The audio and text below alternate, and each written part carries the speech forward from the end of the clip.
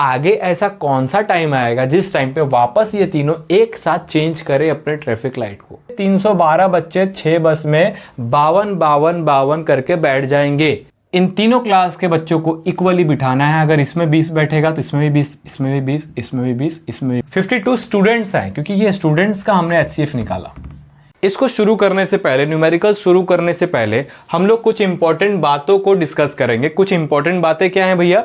सबसे इंपॉर्टेंट बात है कि हर एक क्वेश्चन को आप केयरफुली रीड करोगे। रीड क्वेश्चन केयरफुली, बहुत इंपॉर्टेंट चीज़ है। अगर आपके पास नोटबुक है तो ये पॉइंट्स लिख लो, क्योंकि जब भी आप न्यूमेरिकल सॉल्व करोगे वर्ड प्रॉब्लम के, तो ये सारे पॉइंट आपके दिमाग में होने चाहिए, ठीक है। तो पहला चीज़ क्या हो गया कि क्वेश्चन को रीड करना है केयरफुली। सेकेंड पॉइंट है कि unit are same after HCF और LCM। जब भी हम, जैसे फॉर एग्जाम्पल मान लेते हैं, यहाँ पे 2 पेन दिया हुआ है, यहाँ पे 3 पेन दिया हुआ है और यहाँ पे 4 पेन दिया हुआ है। इसका आप LCM या HCF निकालोगे 2 3 4 का, तो वो भी पेन के टर्म्स में आएगा। फॉर एग्जाम्पल अगर आप इसका LCM निकालते हो तो जो भी LCM आएगा उसको हम पेन के टर्म्स में लिखेंगे, HCF को भी पेन के टर्म्स में लिखेंगे। मतलब ये जो यूनिट है ये चेंज नहीं होगा जब भी हम HCF और LCM निकालेंगे। क्या मेरी बात समझ में आ रही है? ठीक है। अगर हम यहाँ पे टाइम का निकालेंगे, फॉर एग्जांपल मिनट दिया हुआ है, तो जो भी हमारा HCF और LCM आएगा वो भी मिनट में आएगा, ठीक है। चलो दूसरा पॉइंट समझ में आ गया। थर्ड पॉइंट को देखते हैं। गिवन डाटा से छोटा आंसर अगर लाना है तो HCF का यूज करेंगे, गिवन डाटा से बड़ा आंसर लाना है तो LCM का यूज करेंगे। भैया ऐसा क्यों? उस लॉजिक को समझ लो। रीजन ये है कि फॉर एग्जांपल मान लेता हूं कि 8 एक नंबर है, ठीक है, इसका फैक्टर निकालते, तो फैक्टर क्या होंगे? 1 2 4 8, ठीक है। 8 नंबर का फैक्टर क्या होगा? 1 2 4 8, ठीक है। ये सारे इसके फैक्टर है। अगर मैं आपसे पूछता हूं कि यही 8 नंबर के मल्टीपल्स क्या होंगे, तो आप बोलोगे भैया 8 1 जा 8, 8 2 जा 16, 8 3 जा 24, 8 4 जा 32। इस तरीके से बहुत सारे मल्टीपल आएंगे। तो एक बात को समझो, जब हम फैक्टर निकाल रहे हैं तो फैक्टर 8 के 1 2 4 8 आ रहा है। फैक्टर 8 से छोटा आ रहा है या फिर 8 के इक्वल आ रहा है। इस नंबर से बड़ा इसका फैक्टर नहीं हो सकता। क्या ये चीज समझ में आई? भैया क्या बता रहा है, समझ इस चीज को, कि अगर मैं बोल रहा हूं इस नंबर के फैक्टर निकाल, तो क्या होगा? 1 2 4 8, यही फैक्टर होंगे। तो मैं क्या कहना चाहता हूं कि फैक्टर जब भी आप किसी भी नंबर का निकालोगे तो उस नंबर से बड़ा उसका फैक्टर नहीं हो सकता, उसके इक्वल होगा नो डाउट, और उससे छोटा होगा। आ गई बात समझ में? उसके बाद देखो, अगर मैं इसी नंबर का मल्टीपल निकालता हूं तो मल्टीपल क्या होता है? उस नंबर के इक्वल या फिर उससे बड़ा होता है, ठीक है। तो जब भी गिवन डाटा से आंसर बड़ा निकालना होगा तो लीस्ट कॉमन मल्टीपल हम क्या करेंगे? हम LCM निकालेंगे। इसीलिए कह रहा हूं कि जब भी गिवन डाटा से बड़ा आंसर निकालना होगा तो LCM यूज करेंगे, जब भी गिवन डाटा से छोटा आंसर निकालना होगा तो HCF का यूज करेंगे। क्यों भाई? यहां पे हाईएस्ट कॉमन फैक्टर, मतलब फैक्टर की वैल्यू हमेशा उस नंबर से छोटी होगी या फिर इक्वल होगी। इसीलिए यही 2 ऐसी चीज है जो कि इसके ऊपर बेस है। मतलब ये जो आपने कंसेप्ट देखा HCF फैक्टर और मल्टीपल का, इसके ऊपर ही ये दोनों बेस है। इसीलिए मैं कह रहा हूं कि गिवन डाटा से छोटा मतलब HCF और बड़ा मतलब LCM। क्लियर हो गया? ठीक है। अब जब आप न्यूमेरिकल सॉल्व करोगे तो दिक्कत कहां आएगी? आपको दिक्कत कहां आएगी? देखो ये हमारा है प्रो टिप्स। अगर क्वेश्चन के कहने पर मैक्सिमम और मिनिमम पे ध्यान मत देना। आपको क्वेश्चन फंसाएगा मैक्सिमम डाल के, मिनिमम डाल के। जैसा कि मैंने कहा ना कि अगर आपको बड़ा निकालना है तो LCM, छोटा निकालना है तो HCF। तो वो फंसाने की कोशिश करेगा, वो मैक्सिमम लिख देगा तो बच्चों को लगेगा कि मैक्सिमम का मतलब LCM, भैया ने बताया था निकाल लो। ना ना ना, ये गलती मत करना। इसीलिए इसको मैं प्रो टिप कह रहा हूं।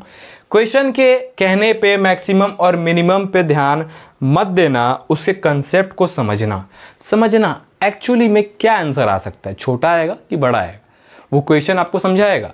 समझना उसको है, ना कि मैक्सिमम और मिनिमम को समझना है क्वेश्चन के अंदर। ये सारे वो पॉइंट है जो कि आप न्यूमेरिकल सॉल्व करोगे तो ये सारे पॉइंट का ध्यान रखना है, ठीक है। इतना नोट कर लो, सारे इंपॉर्टेंट पॉइंट्स मैंने बता दिए हैं। वर्ड प्रॉब्लम इस चैप्टर का सबसे इंपॉर्टेंट पार्ट है। बच्चे यहाँ पे मार्क्स गवाते हैं, इसलिए मैं इस वीडियो के बाद आपके मार्क्स को एकदम सिक्योर कर दूंगा, मेरी गारंटी है। बस इस वीडियो को पूरा देखना और इसके बाद आप जितने वर्ड प्रॉब्लम लगा सकते हो रेफरेंस बुक से लगा लेना। आपको इसके अंदर कभी दिक्कत नहीं आएगी, इस बात की गारंटी है। और इस वीडियो को देखने के बाद आपको भूख लगेगी कि और न्यूमेरिकल सॉल्व करना है, इस तरीके से समझाऊंगा, ठीक है। तो बस इसको नोट करो और इसके बाद हम लोग न्यूमेरिकल सॉल्व करना स्टार्ट करते हैं। चलिए, तो क्वेश्चन नंबर 1 को समझते हैं। On A morning walk 3 persons step out together and their step measure 30 centimeter, 36 centimeter and 40 centimeter respectively. What is the minimum distance each should walk so that each can cover the same distance in complete step? ये CBSE 2019 का question है। Question क्या कह रहा है वापस समझते हैं। एक बार ऐसे ही रीड किया करो मौज करने के लिए, दूसरी बार समझो, ठीक है, क्योंकि एक बार में समझ नहीं आएगा बच्चों को, ठीक है। On a morning walk, 3 persons step out together and their step measure 30 centimeter, 36 centimeter and 40 centimeter। मतलब 3 पर्सन बाहर निकलते, लेट एज्यूम एक यहाँ है, एक यहाँ है, एक यहाँ है। अब इनके जो स्टेप्स है, मतलब एक ऐसे कदम रखते हैं ना, एक पाँव आगे रखते हैं, तो कह रहा है कि स्टेप्स का जो मेज़र है वो 30 सेंटीमीटर है पहले वाले का, दूसरे वाले का 36 सेंटीमीटर है, तीसरे वाले का 40 सेंटीमीटर है। तो कह रहा है कि what is the minimum distance each should walk so that each can cover the same distance in complete step. अब मेरी बात समझो। सबसे पहले तो हमें यह सोचना है कि क्वेश्चन क्या कहता है, उसके बाद हमें यह सोचना है कि क्या उसका आंसर बड़ा आएगा या फिर छोटा आएगा गिवन डाटा से, जो मैंने बताया था आपको पहले, ठीक है। तो देखो, फॉर एग्जाम्पल इसने एक स्टेप रख दिया, इसने भी एक स्टेप रख दिया, इसने भी एक स्टेप रख दिया। क्या कह रहा है, minimum distance each should work so that each can cover the same distance in complete step. मतलब same distance cover, for example let assume यहां तक ये लोग सेम डिस्टेंस कवर कर रहे हैं, इस पॉइंट तक, ठीक है। यहां तक आएंगे तो इनका सेम डिस्टेंस होगा और कंप्लीट स्टेप होगा। लेकिन मुझे नहीं पता वो पॉइंट कौन सा है, लेकिन इतना तो मालूम चल गया कि ये फर्स्ट स्टेप है और ये सेम डिस्टेंस वाला पॉइंट है यहाँ पे, तीनों का पॉइंट यहाँ पे है। तो इतना तो पता चल गया भैया कि ये तीनों से ये डिस्टेंस बड़ा होगा। नहीं समझे? अरे भाई सेम डिस्टेंस बोल रहा है, ये पहला स्टेप ही 30 सेंटीमीटर का रख रहा है, ये पहला स्टेप 36 सेंटीमीटर का रख रहा है, ये पहला स्टेप 40 सेंटीमीटर का रख दिया। जैसे मान लो 36 रखा, 30 रखा, 40 रखा, उससे छोटा आंसर होगा क्या? सेम डिस्टेंस भाई, सेम डिस्टेंस पे अगर मुझे आंसर निकालना है तो उससे छोटा आंसर होगा, हो ही नहीं सकता भाई। एक स्टेप रख दिया, इसका 30 हो गया, इसका 36, इसका 40, आंसर तो आगे ही आएगा ना, पीछे नहीं आ सकता ना। तो आगे कहां आंसर आएगा, मान लेता हूं इस पॉइंट पे आएगा, मुझे नहीं पता आंसर क्या, लेकिन इतना पता चल गया है कि हमें इन तीनों से बड़ा आंसर मिलने वाला है, ठीक है। तो बड़े आंसर निकालने के लिए एलसीएम का यूज करते हैं, लीस्ट कॉमन मल्टीपल। तो एलसीएम हम निकालेंगे जी, बताओ एलसीएम निकालेंगे। नंबर क्या है, 30, 36 और 40। अगेन याद रखना, बोला था कि जब भी हम एलसीएम एचसीएफ निकालेंगे तो यूनिट सेम रहते हैं, जो भी आंसर आएगा वो हमारा सेंटीमीटर में आएगा, राइट। चलिए, तो एलसीएम निकालने के लिए क्या करेंगे, 30 का निकाले पहले, 30 का तो 2 टाइम्स में 15, ये 3 बार में 5, 5 बार में 1, 30 का हो गया। उसके बाद 36 का निकालते हैं, 2 टाइम्स में 18, 2 बार में 9, ये 3 और ये 1, ठीक है। उसके बाद 40 का निकालेंगे, 2 में 20, 2 में 10, 2 में 5, 5 में 1, ठीक है। इस तरीके से निकालते हैं। मैं इसका आंसर चाहूँ तो डायरेक्ट भी निकाल दूँ, लेकिन एग्जाम में कैसे सॉल्व करना है, हर एक चीज़, हर एक स्टेप को डिराइव करना पड़ेगा, ठीक है। आप 10th क्लास में हो, हर एक चीज़ को जो आप सोच रहे हो उसको लिख के दिखाना पड़ेगा, ठीक है। चलिए, तो 30 के फैक्टर्स क्या आ गए भाई, प्राइम फैक्टर्स बता दो, 2 × 3 × 5। एज इट इज़ 36 के प्राइम फैक्टर क्या आ गए भाई, 2 × 2 × 3 × 3, ठीक है। उसके बाद 40 के क्या आ गए, 2 × 2 × 2 × 5, ठीक है। इसको मैं लिख सकता हूँ 2 का पावर 2 × 3 का पावर 2 लिख सकते हैं। इसको लिख सकता हूँ 2 का पावर 3 × 5 का पावर 1, और ये हमारा है ही 2 का पावर 1, 3 का पावर 1, 5 का पावर 1, इसको ऐसे ही रहते हैं, ठीक है। अब अगर एलसीएम निकालना है तो हम क्या करते थे, लीस्ट कॉमन मल्टीपल, जो भी इसके प्राइम फैक्टर्स है, ठीक है, जो भी इसके कॉमन फैक्टर है, कॉमन फैक्टर की हाईएस्ट पावर को हम सिलेक्ट करते थे। ठीक है, तो देखो यहाँ पे 2 का पावर 1 है, यहाँ पे 2 का पावर 2 है, 2 का पावर 3 है। तो एलसीएम निकालने के लिए हम क्या करेंगे, तीनों के अंदर कॉमन फैक्टर 2 है लेकिन पावर मैक्सिमम उठाएंगे, तो 2 का पावर 3 यहाँ पे उठा लिया जी। ठीक है, उसके बाद देखो 3 का पावर 1 है, 3 का पावर 2 यहाँ पे है, और यहाँ पे अगर कुछ नहीं है तो 3 का पावर 0 होगा। तो 3 का पावर मैक्सिमम कहाँ पे है जी, 3 का पावर 2 यहाँ पे मैक्सिमम, इसको रख दो। उसके बाद 5 का पावर 1 है, यहाँ पे कुछ नहीं है तो 5 का पावर 0 लिख दिया है। ठीक है, और यहाँ पे 5 का पावर 1 है तो मैक्सिमम क्या हुआ, 5 का पावर 1। तो एलसीएम 2 2 जा 4, 4 2 जा 4, 4 2 जा 8 इंटू 3 3 जा 9 इंटू 5। ठीक है, इसको सॉल्व कर जो 8 इंटू 45, इसको सॉल्व करो, 45 8 जा कितना हो जाएगा, 45 इंटू 8 हो जाएगा 360। 360 यूनिट क्या होगा, सेंटीमीटर। ठीक है, तो ये जो पॉइंट आएगा ये कितना आएगा, 360 सेंटीमीटर।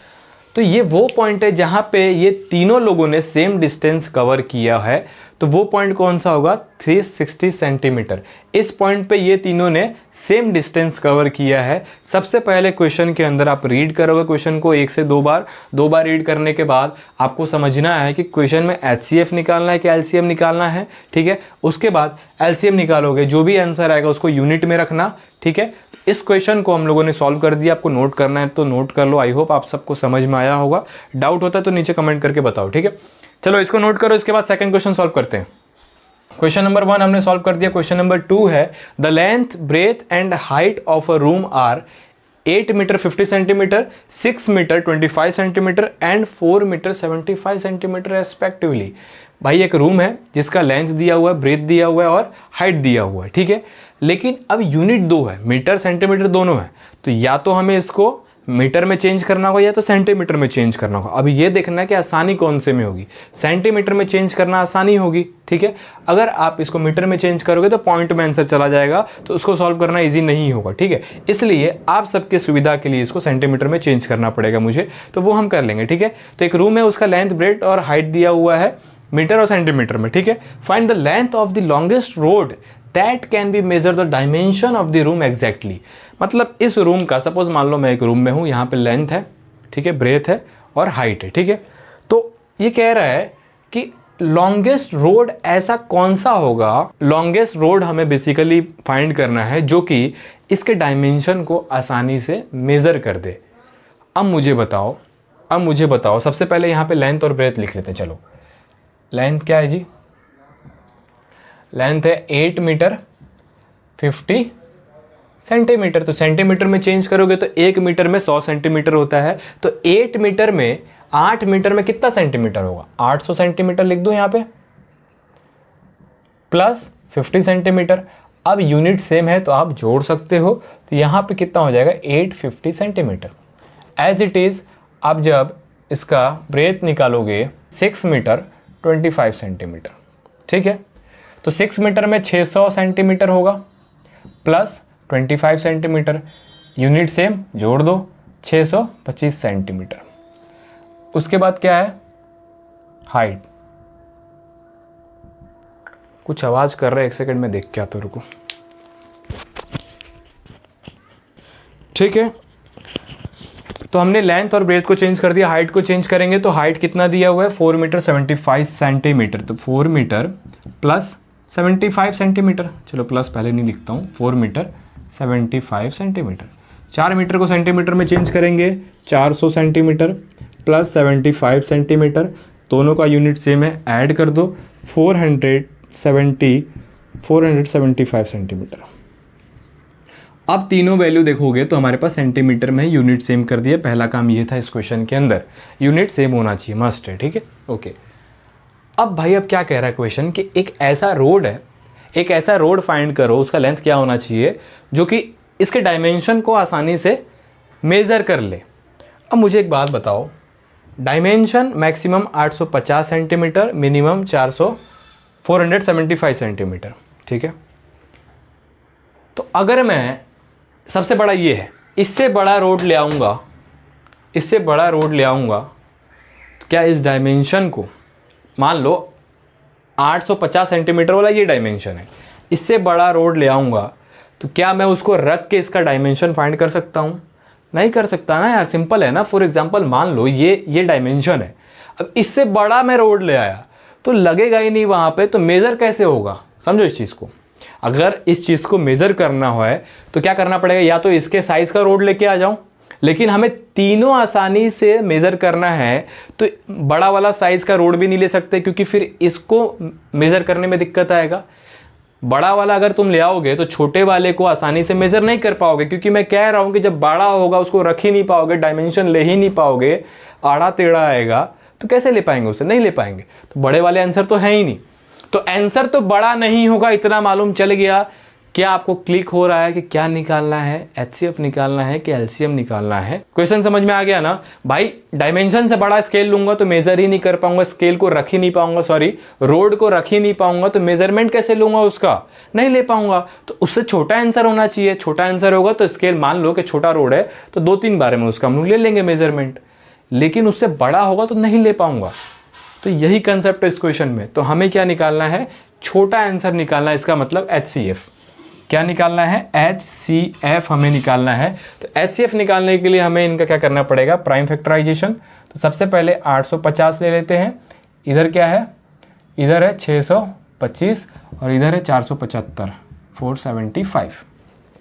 ठीक है, 2 से कटाऊँ पहले।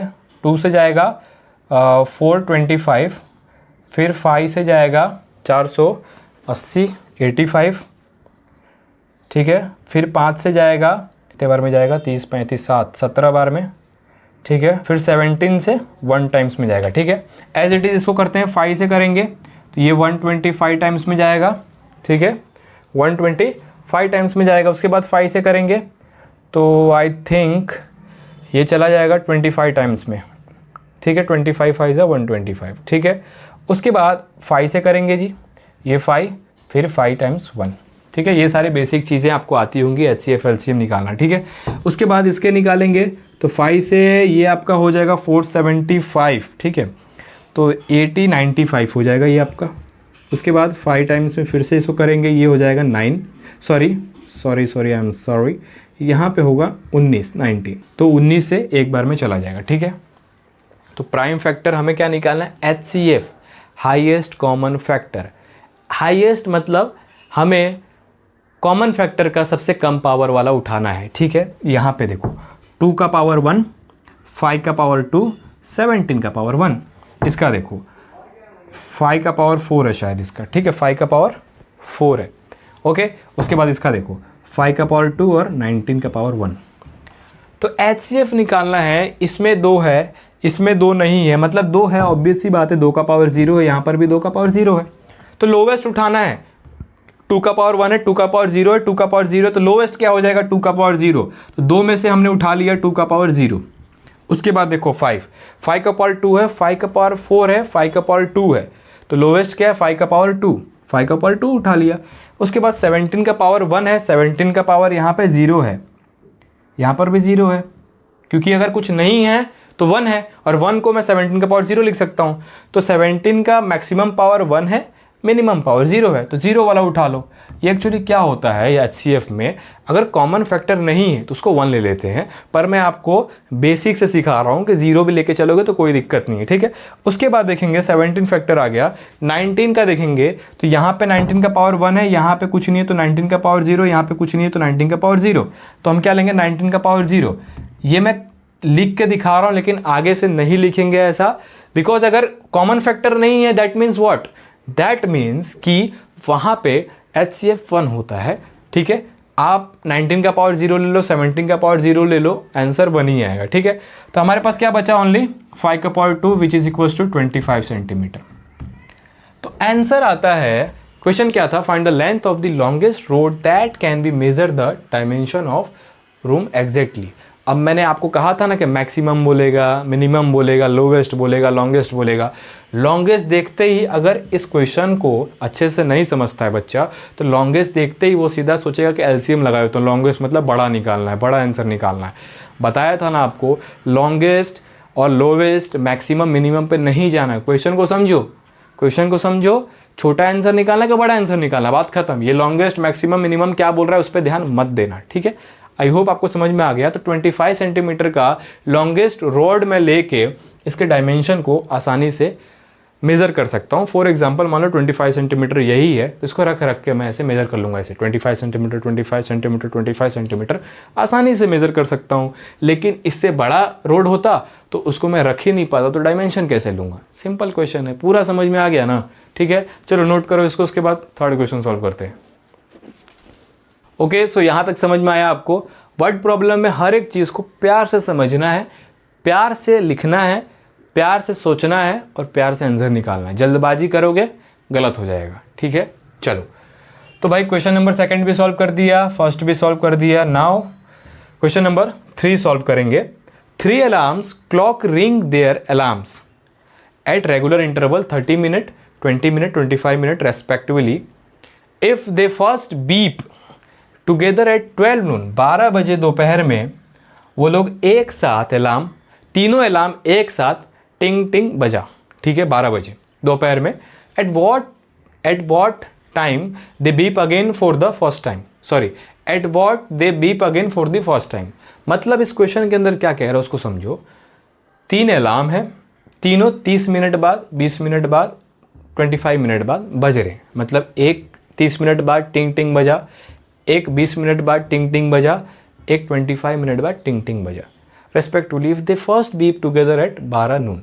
मतलब कह रहा है कि इस तरीके से अलार्म, इतने टाइम के बाद अलार्म, 3 अलार्म बज रहे हैं, लेकिन पहला एक साथ अलार्म जो बजा था, तीनों एक साथ, जैसे टिंग टिंग टिंग टिंग तीनों एक साथ बजे, वो क्या है 12 बजे दोपहर में बजा है। तो ऐसा 12 बजे के बाद ऐसा कौन सा टाइम आगे आएगा जो कि वापस ये तीनों एक साथ बजेंगे? समझ गए हो? 12 बजे ये एक साथ बज चुके हैं, वापस 12 बजे के बाद ऐसा कौन सा टाइम आएगा कि ये तीनों अलार्म एक साथ बजेंगे? चलिए इसको समझते हैं। ठीक है, तो सबसे पहले हम लिखेंगे टाइम यहाँ पे। अलार्म, जैसे मान लो अलार्म 1 अलार्म 2 लिख देता हूँ। अलार्म 1 का टाइम कितना है? 30 मिनट। अलार्म 2 का टाइम कितना है? 20 मिनट।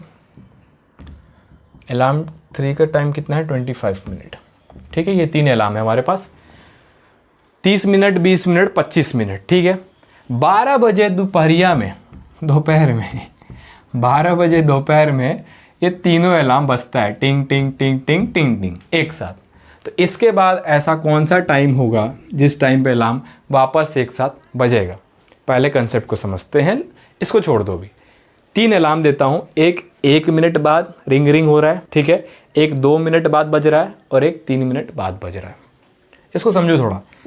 ठीक है, एक अलार्म है जो कि 1 मिनट बाद बज रहा है, जैसे 1 मिनट हुआ बजा, 2 पे बजेगा, 3 पे बजेगा, 4 मिनट पे बजेगा, 5 मिनट बजेगा, 6 मिनट बजेगा, 7 मिनट बजेगा, 8 पे बजेगा, 9 पे बजेगा, 10 पे बजेगा, ऐसे बजते रहेगा हर 1 मिनट के बाद। अलार्म 2 जो है, जो कि 2 मिनट वाला है, इस कंसेप्ट को समझो, इस क्वेश्चन को आसानी से सॉल्व कर दोगे। अलार्म 2 देखो, ये 2 मिनट के बाद बज रहा है, तो पहला बजेगा 2 मिनट पे, इसके बाद 4 मिनट पे, फिर 6 मिनट पे, फिर 8 मिनट पे, फिर 10 मिनट पे, इस तरीके से 2 मिनट के बाद 2 मिनट वाला अलार्म बज रहा है। 3 मिनट वाला अलार्म बजने वाला क्या बजेगा? 3 पे बजेगा, 6 पे बजेगा। ठीक है, उसके बाद 3 6 9 पे बजेगा, 12 पे बजेगा, उसके बाद 15 पे बजेगा, 18 पे बजेगा, इस तरीके से 3-3 मिनट बाद बजेगा। 3 अलार्म है, पहला अलार्म 1 मिनट बाद बज रहा है, दूसरा अलार्म 2 मिनट बाद बज रहा है, तीसरा अलार्म 3 मिनट बाद बज रहा है। यहाँ तक समझ में आया? अब अगर इसमें देखा जाए तो ऐसा कौन सा टाइम है कि तीनों अलार्म एक साथ उस टाइम पे बज रहे हैं?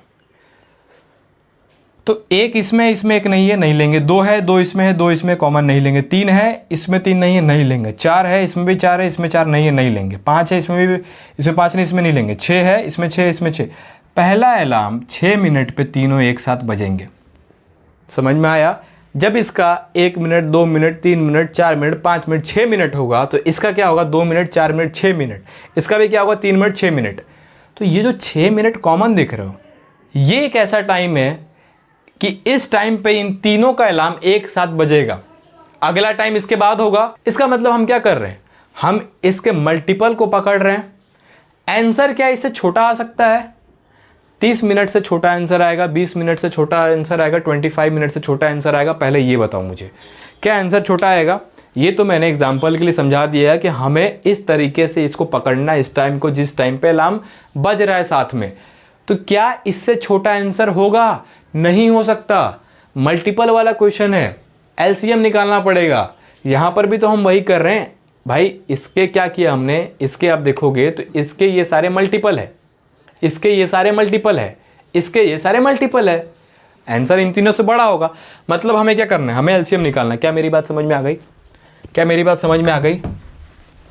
थोड़ा सा क्वेश्चन में टाइम लेता हूँ नो डाउट, बाकियों से ज़्यादा, क्योंकि मुझे आंसर निकाल के नहीं देना रहता। अगर मुझे आंसर निकालना ही होता ना तो मैं आपको आंसर निकाल के दे देता, लेकिन मैं चाहता हूँ हर एक बच्चा कंसेप्ट को समझे, क्योंकि अगर आपने कंसेप्ट को समझा तो वापस इसको देखने की ज़रूरत नहीं पड़ेगी, आगे आपको मज़ा आते जाएगा। ठीक है, चलो। तो हमें इतना पता चल गया, भैया ने बता दिया कि एलसीएम निकालना है लोएस्ट कॉमन मल्टीपल। तो एलसीएम निकालना है किसका किसका? 30 मिनट का भाई, फिर 20 मिनट का, फिर 25 मिनट का। बेसिकली हमें 30, 20 और 25 का एलसीएम निकालना है। एलसीएम डायरेक्ट भी निकाल सकते हैं, डायरेक्ट मैं निकाल सकता हूँ, आपको नहीं निकालना, आपको करना है प्राइम फैक्टराइजेशन। इसीलिए मैं भी डायरेक्ट नहीं निकालता हूँ। तो बोलोगे भैया आप शॉर्टकट ले रहे हो और हमें बोल रहे हो कि लॉन्ग कट करो, तो भाई मार्क्स तुम्हें मिलेंगे, ठीक है। और जिस तरीके से मार्क्स मिलेंगे मैं वही तरीका बताऊँगा। चलो इसके प्राइम फैक्टराइजेशन कर लो। 2 से 15, 3 से 5, 5 से 1 कर लो। इसके 20 के, 20 का 2 से 10, 2 से 5, 5 से 1, 25 का कर लेते हैं भाई। 5 टाइम्स में और 5 1 टाइम्स में। एलसीएम निकालना है। इसको आप इसके फैक्टर लिखो, 2 का पावर 1, 3 का पावर 1, 5 का पावर 1। इसके फैक्टर्स लिखो 2 का पावर 2 और 5 का पावर 1। इसके फैक्टर्स लिखो 5 का पावर 2। ठीक है। लीस्ट कॉमन मल्टीपल का मतलब बड़े फैक्टर उठाना है एलसीएम निकालते समय। तो 2 का पावर 1, 2 का पावर 2, यहाँ पे 2 का पावर 0, ऑब्वियस रीजन है, बार बार नहीं लिखूंगा मैं, ठीक है। अगर कुछ नहीं है तो 2 का पावर 0 ही होगा, क्योंकि वो 1 के इक्वल होता है। तो मैक्सिमम हमने ये उठा लिया 2 का पावर 2 एलसीएम निकालने के लिए। 2 का पावर 2, 3 का पावर 1, 3 का पावर 0, 3 का पावर 0 तो 3 का पावर 1 यहाँ पे, 5 का पावर 1, 5 का पावर 1, 5 का पावर 2, तो मैक्सिमम उठाना है तो 5 का पावर 2। ठीक है। इसको सॉल्व करोगे 2 2 जा 4, 4 3 जा 12, 12 इंटू 25 कर देंगे तो ये हो जाएगा 250, 300 होगा आई थिंक, 300। और देखो ये क्या आएगा, 300 क्या आया हमारा, बताओ 300 क्या आया? 300 हमारा मिनट आया। इसीलिए कह रहा हूँ यूनिट को साथ में लेके चलो। हमने इसको मिनट में रखा है, इसका एलसीएम निकाला तो जो आंसर आएगा वो मिनट में आएगा। अब 300 मिनट आंसर आ गया, पर 12 बज रहे हैं। क्या बज रहा है? 12 बज रहा है पीएम। तो अगला टाइम निकालना है तो क्या करेंगे? तो सबसे पहले हमें इस मिनट को आवर में चेंज करना पड़ेगा जी। तो 300 मिनट को अगर आवर में चेंज करना है तो क्या करोगे बताओ? इसको 60 मिनट से डिवाइड दे दो। 1 घंटे में 60 मिनट होता है, तो 60 मिनट से डिवाइड दे दो इसको। ये कट गया, ये कट जाएगा, तो ये हो जाएगा 5 आवर। मतलब ये जो आंसर आया इसको मैं इक्वल कर सकता हूँ 5 घंटे के इक्वल कर सकता हूँ। अब 12 बजे अलार्म बजता है तीनों साथ में, अगला जो बजेगा वो मेरा आ रहा है 5 घंटे के बाद। तो 12 के बाद 12 में 5 घंटा जोड़ दो, तो 12 में जब 5 घंटा जोड़ोगे तो क्या बजेगा बताओ? क्या बजेगा? 5 PM बजेगा। तो ये हमारा आंसर है, सिंपल, ये हमारा आंसर है। तो ये जो टाइम आएगा ये क्या आएगा? 5 PM। 5 बजे अगला अलार्म तीनों का साथ में बजेगा। पूरा क्वेश्चन समझाया हूँ, इससे रिलेटेड कोई भी क्वेश्चन आएगा तो मेरा पूरा भरोसा है कि आप लोग इस क्वेश्चन को सॉल्व कर दोगे। ठीक है, ओके, इतना समझ में आया। बहुत सारे बच्चे 300 छोड़ के यहाँ पे लिख के छोड़ देंगे। भाई आपको टाइम निकालना है तो टाइम अगर ऐड करना है तो आपको आवर में चेंज करना पड़ेगा ना, है ना, आसानी होगी उससे। चलो, आई होप यहाँ तक मेरे बच्चों को समझ में आया होगा हर एक चीज़। नोट करो फटाफट, उसके बाद रफ करता हूँ, ठीक है, नोट करो फटाफट। तो क्वेश्चन नंबर 4 सॉल्व करें, क्वेश्चन नंबर 3 सॉल्व कर दिया, 4 सॉल्व करते हैं। एनसीईआरटी का क्वेश्चन है, बहुत प्यारा क्वेश्चन है, ठीक है। चलो, there is a circular path around a sports field, Priya takes 18 minutes to 1 round and Ravish takes 12 minute for the same. क्या कह रहा है कि एक सर्कुलर पाथ है इस तरीके से, प्रिया यहाँ पे है, प्रिया और रविश है। तो एक राउंड कंप्लीट लगाने के लिए प्रिया टाइम कितना ले रही है भाई? प्रिया ले रही है, प्रिया कितना ले रही है? 1 सेकंड, टेक्स 18 मिनट टू 1 रविश, ठीक है। प्रिया ले रही है 18 मिनट, 18 मिनट्स, और रविश ले रहा है कितना भाई, 12 मिनट। ठीक है, तो प्रिया 18 मिनट में एक कंप्लीट राउंड लगाती है, रविश 12 मिनट पे एक कंप्लीट राउंड लगाता है। इतना ही दिया है अभी तक, आगे देखते हैं। Suppose they both start from same point and at the same time go in same direction. 3 चीजें दी गई है, सेम पॉइंट पे प्रिया भी है, रविश भी है, सेम टाइम पे स्टार्ट करते हैं और सेम डायरेक्शन में, तो दोनों इसी डायरेक्शन में मूव करेंगे। इस तरीके से मूव करेंगे। क्या ये बात समझ में आई? Same time, same point, same direction, दोनों एक साथ इस पॉइंट से मूव कर रहे हैं। इतना समझ में आ गया। अगर प्रिया 18 मिनट ले रही है, इसका मतलब प्रिया का स्पीड स्लो है, ज़्यादा टाइम ले रही है तो स्पीड धीरे है। रविश 12 मिनट ले रहा है, इसका मतलब प्रिया से इसका स्पीड ज़्यादा है, तो ही ये इससे कम टाइम में एक राउंड कंप्लीट लगा रहा है। यहाँ तक समझ में आ गया? इतना समझ में आ रहा है जो भी डाटा गिवन है उसके हिसाब से। मतलब कहीं ना कहीं अगर मैं देखूँ तो मान लो सपोज यहाँ से दोनों निकलते हैं, तो फॉर एग्जाम्पल मानते हैं रविश यहाँ पे पहुँचा होगा तो प्रिया इससे पीछे कहीं पे यहाँ पे हो सकती है। अगर रविश यहाँ पे पहुँचा होगा तो प्रिया कहीं पे यहाँ पे हो सकती है भाई। रविश यहाँ पे पहुँचा होगा तो प्रिया कहीं पे यहाँ पे हो सकती है। तो क्या ये चीज़ें मैं इसलिए बना रहा हूँ कि आपको इतना समझ में आ रहा है कि एक राउंड लगाने में प्रिया रविश को पकड़ नहीं सकती।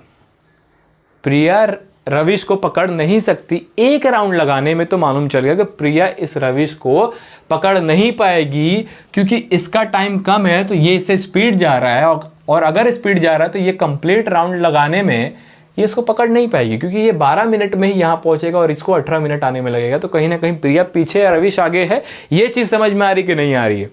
आ गई। चलो, क्या कह रहा है? Same go in same direction. After how many minutes will they meet again at starting point? कितने मिनट बाद वापस इसी पॉइंट पे मिलेंगे? इसको समझो।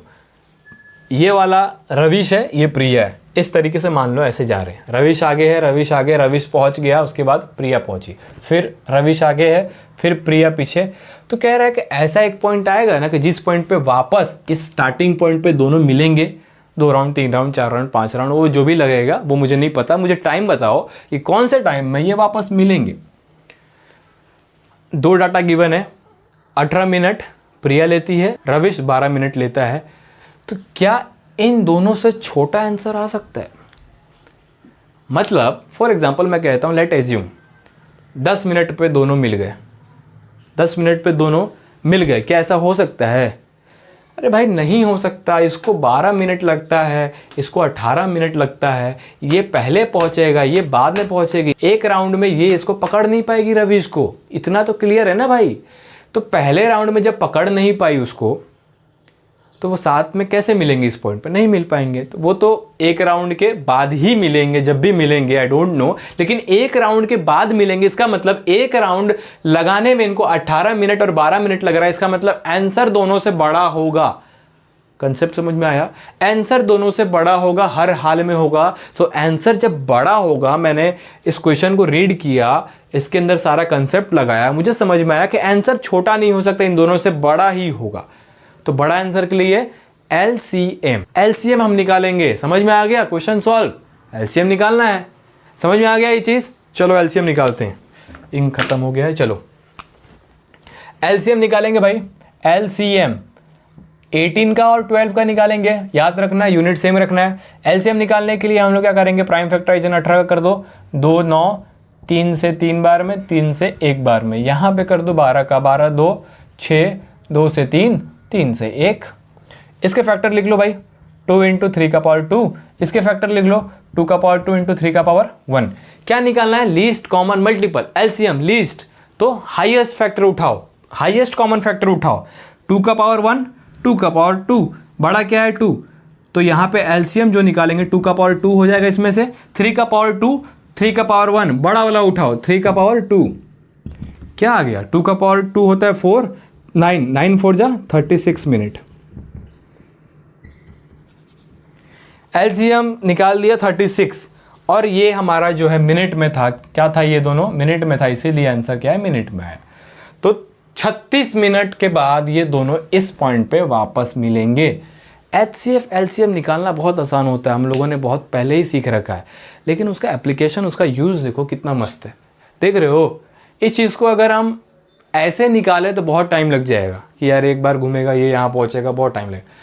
लेकिन LCM HCM जो सीखते हो आप, उसका यूज़ देखो इतना अच्छे तरीके से यूज़ हो रहा है कि हमें आंसर निकाल के दे रहा है कि वो कब मिलेंगे वापस उस पॉइंट पे। ये है इंटरेस्टिंग LCM HCM का, ठीक है।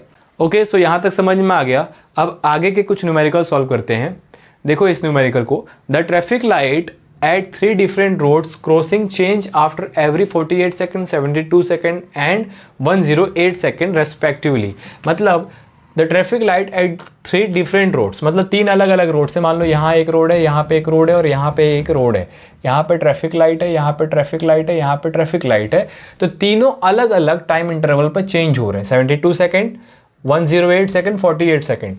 तो मान लो पहले का 48 सेकेंड में चेंज हो रहा है, दूसरे का 72 सेकेंड में चेंज हो रहा है और तीसरे का 108 सेकेंड में चेंज हो रहा है। ठीक है, ठीक है, यहाँ तक समझ में आ गया। If they all change simultaneously eight 8 AM, मतलब 8 AM 8 बजे सुबह साइमल्टेनियसली तीनों चेंज होते हैं, मतलब ये भी चेंज हो गया, ये भी चेंज हो गया, ये भी चेंज हो गया और साथ में चेंज हो रहे हैं 8 बजे सुबह। ठीक है, उसके बाद then at what time will they again change simultaneously. समझ रहे हो, एक बार इस टाइम पे चेंज हो चुका है साथ में, आगे ऐसा कौन सा टाइम आएगा जिस टाइम पे वापस ये तीनों एक साथ चेंज करें अपने ट्रैफिक लाइट को। समझ रहे हो? तो मुझे एक बात बताओ, क्या इससे छोटा आंसर होगा, इन तीनों से छोटा आंसर होगा या फिर इन तीनों से बड़ा आंसर होगा? बताओ बताओ, छोटा आंसर हो ही नहीं सकता। 48 सेकंड बाद ये चेंज हो रहा है, ये 72 सेकंड बाद चेंज हो रहा है, ये 108 सेकंड बाद चेंज हो रहा है, तो छोटा तो आंसर नहीं हो सकता, क्योंकि एक बार चेंज हुआ है, इतने टाइम में चेंज हुआ है इस टाइम पे, तो आगे ऐसा कौन सा टाइम आएगा, जब मैं आगे कह रहा हूं कि आगे ऐसा कौन सा टाइम आएगा जिस टाइम पे ये तीनों वापस साइमल्टेनियसली चेंज करेंगे, इसका मतलब है हम इससे बड़ा आंसर चाहते हैं। इस टाइम से बड़ा आंसर आएगा, ये मुझे पता चल गया, क्योंकि आगे ऐसा कौन सा टाइम आएगा जिस टाइम पे तीनों ट्रैफिक लाइट साइमल्टेनियसली चेंज करेंगे। ऑब्वियस सी बात है, आगे की बात करो मतलब इन तीनों से बड़ा आंसर आएगा। अगर बड़ा आंसर आएगा तो LCM निकालेंगे, बताया था आपको। ठीक है, चलो LCM least common multiple, LCM हमको निकालना है 48 का, 72 का और 108 का। निकालें इसका। सबसे पहले प्राइम फैक्टराइजेशन करेंगे। 48 का 2 से 24, 2 से 12, 2 से 6, 2 से 3, 3 से 1। ठीक है, उसके बाद करेंगे 72 का 2 से 36, 2 से 15, 18, 2 से 9, 3 से 3, 3 से 1। ठीक है, इसको भी कर देंगे 108, 2 से 52, 54 होगा, आई एम सॉरी 54। इसके बाद 25, 27। ठीक है, 27 हो गया। उसके बाद क्या करेंगे, इसको 3 से कर सकते हैं 9 बार में, 3 से 3 बार में, 3 से 1 बार में। ठीक है, इसके फैक्टर निकालो, क्या आ जाएंगे 2, 1, 2, 3, 4, 2 का पावर 4 इंटू 3 का पावर 1। इसके निकालो 1, 2, 3, 2 का पावर 3 इंटू 3 का पावर 2। इसके निकालो 1, 2, तो 2 का पावर 2 इंटू 3 का पावर 3। ठीक है, इसके हमने प्राइम फैक्टराइजेशन निकाल दिए। कॉमन फैक्टर निकालेंगे, क्योंकि लीस्ट कॉमन मल्टीपल, लीस्ट का मतलब बड़ा कॉमन फैक्टर निकालना है। 2 का पावर 4, 2 का पावर 3, 2 का पावर 2। तो LCM जब निकालेंगे तो कॉमन फैक्टर 2 जब निकालेंगे तो 2 का पावर 4 लेंगे, बड़ा यही है।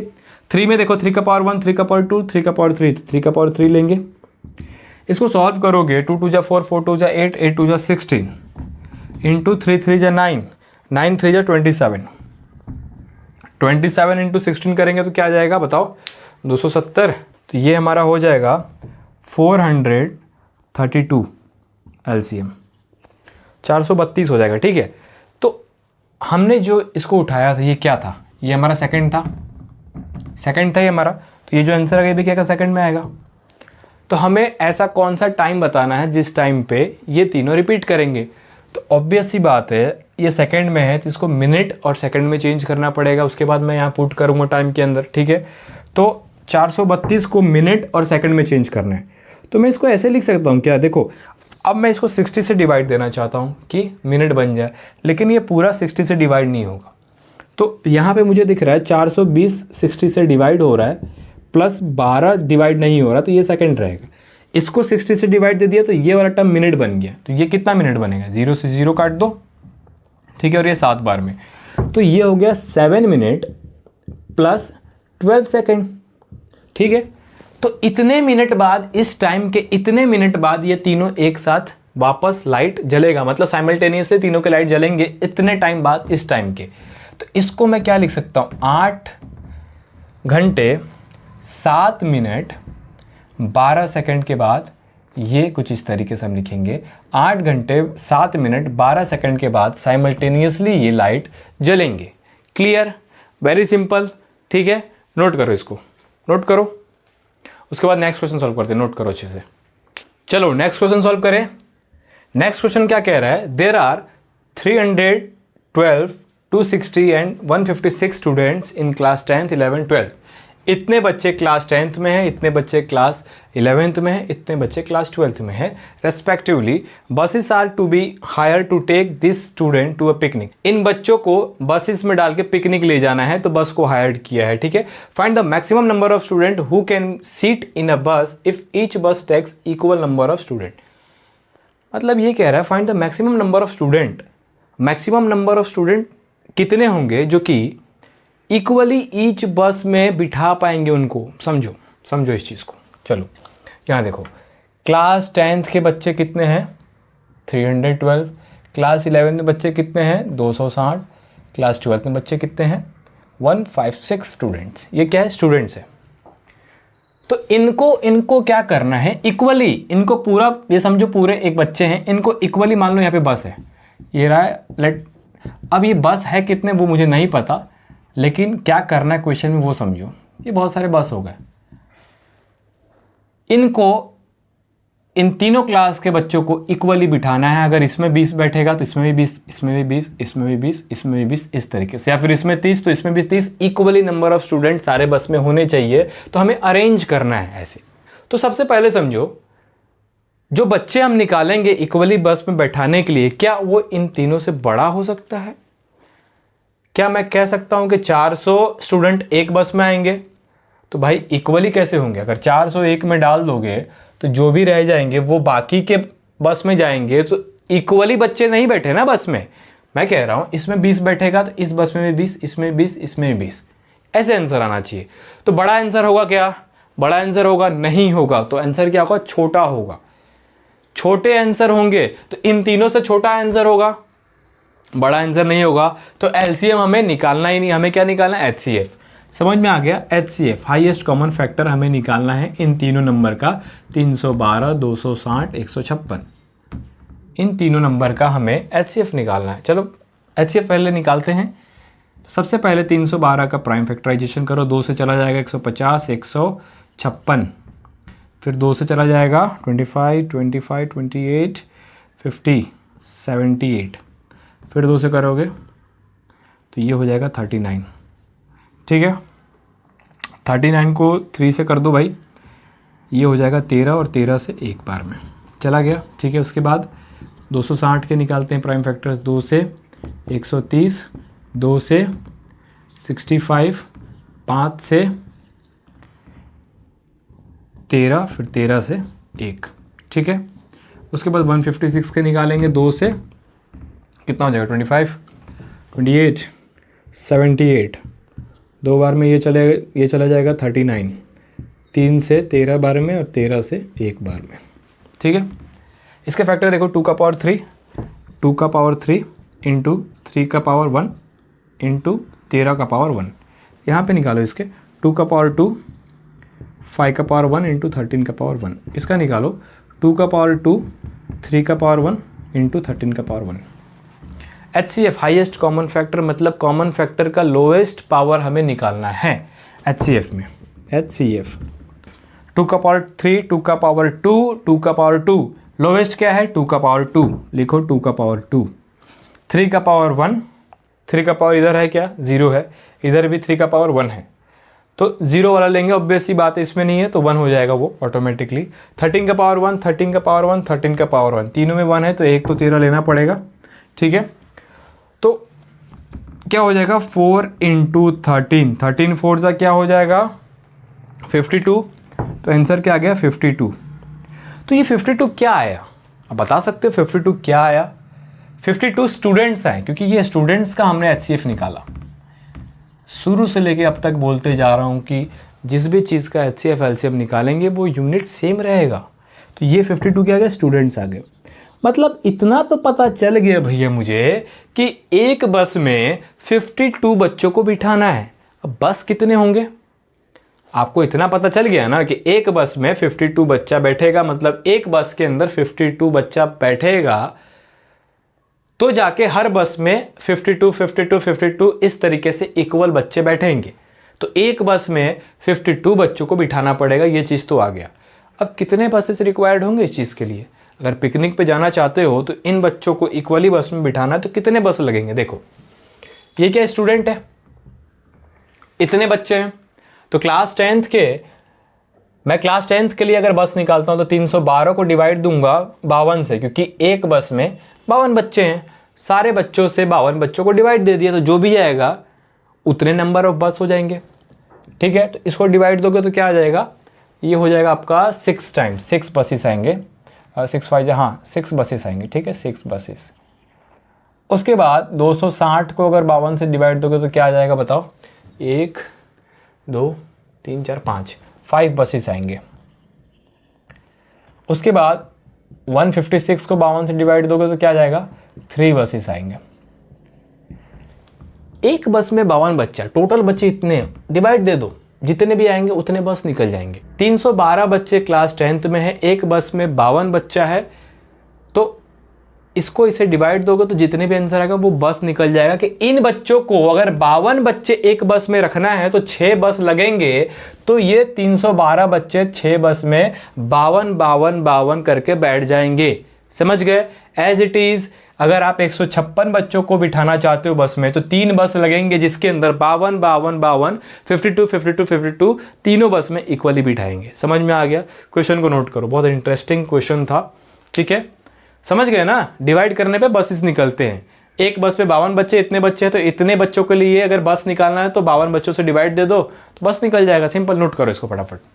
Okay, so next question solve करते हैं। An army contingent of 1000 members is to march behind an army B. मतलब एक आर्मी का 1000 आर्मी है यहाँ पे, मान लो। ठीक है, यहाँ पे 1000 आर्मी है, ये आर्मी बी ऑफ 56 मेंबर के पीछे हैं, यहाँ पे 56 मेंबर के पीछे हैं।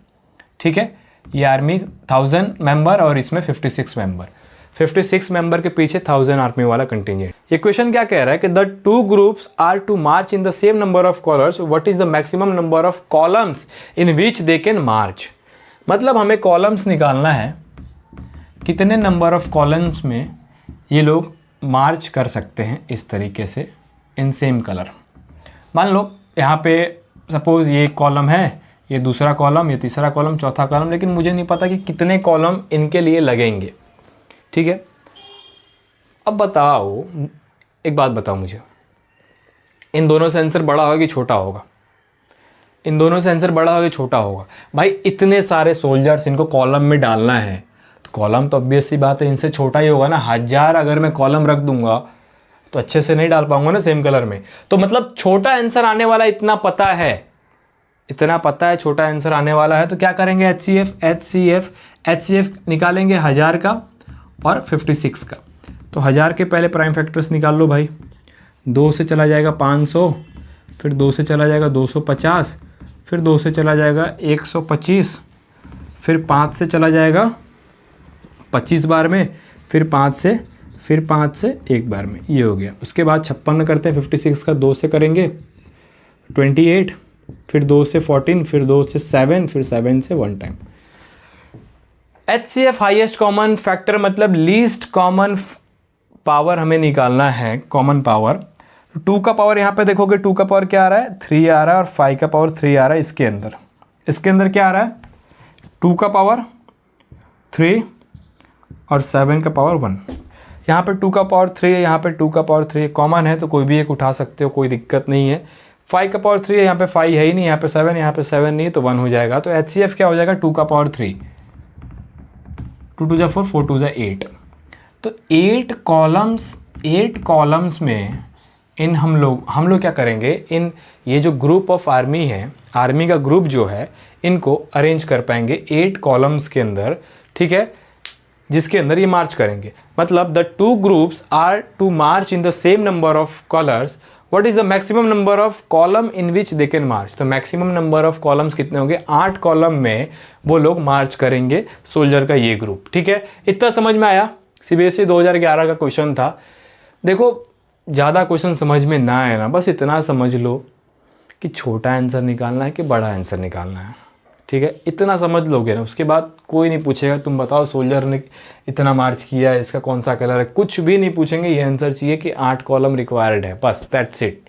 इतना कर लो अगर उतना नहीं है। लेकिन ये पूरा वीडियो देखने के बाद मैं इस बात की गारंटी दे सकता हूँ आपको बहुत ज़्यादा समझ में आया होगा, सारी चीज़ें बेसिक से समझाई है। देखो क्या होता है, एक मेरे इंपॉर्टेंट बात को नोट कर लो। वो बात ये है कि देखो हर बच्चा क्लास में नोट्स बनाता है थियरी के, कि रियल नंबर में ये है, ये क्या होता है, वो क्या होता है, 1000 चीज़ें हैं। मैं भी आपको एक थियरी का वीडियो दे दूंगा, उसके अंदर 10-20 मिनट में पूरा रियल नंबर का थियरी समझा दूंगा। लेकिन क्या कंपटीशन थियरी के अंदर होता है बच्चों का? हर बच्चे का नोट्स पे देखोगे तो हर एक चीज़ सेम टू सेम लिखी रहती है, बोर्ड से छापना रहता है, हर बच्चा छाप के रखता है। सबके इक्वल मार्क्स आते हैं क्या? क्यों नहीं आते? क्यों नहीं आते? क्योंकि न्यूमेरिकल जब आप करते हो तब आपकी असली तैयारी होती है, तब आपका डिफरेंस बच्चों में होना शुरू हो जाता है, तब आप उनसे आगे निकलना। जितने टाइप्स के न्यूमेरिकल सॉल्व करोगे किसी भी टॉपिक पे, उतना ही आप उस टॉपिक में कंपटीशन वाइज आगे निकलते जाओगे। कंपटीशन नोट्स में नहीं होता कि थियरी देख लिया होगा कंपटीशन, उसमें तो बिल्कुल नहीं है, सब देख रहे हैं थियरी। कंपटीशन कहाँ है? न्यूमेरिकल सॉल्व करो भाई। अगर किसी बच्चे ने 100 न्यूमेरिकल सॉल्व किया इस टॉपिक के ऊपर, तो वो इसको ऐसे ऐसे सॉल्व कर देगा।